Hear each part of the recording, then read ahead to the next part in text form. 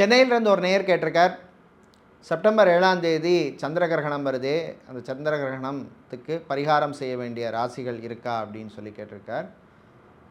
நிச்சயமாக பரிகாரம் செய்ய வேண்டிய ராசிகள் இருக்குது. இந்திய நேரப்படி அன்றைக்கி இரவு 9:57 முதல் அதிகாலை அடுத்த நாள் 1:26 வரை இந்த சந்திர கிரகணம் இருக்குது.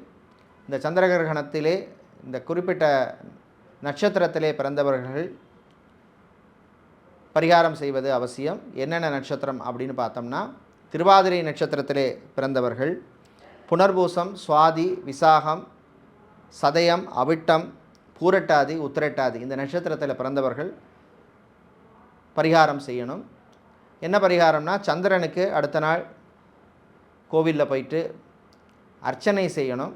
அதே மாதிரி அரிசி, பச்சை அரிசி தானம் செய்வது விசேஷம். இதை நீங்கள் பண்ணிட்டு வாங்க. நிச்சயமாக சந்திரனுடைய தோஷம் விலகும், சந்திரனுடைய அருளும் நமக்கு கிடைக்கும். அப்படிங்கிறது என்னுடைய பதில்.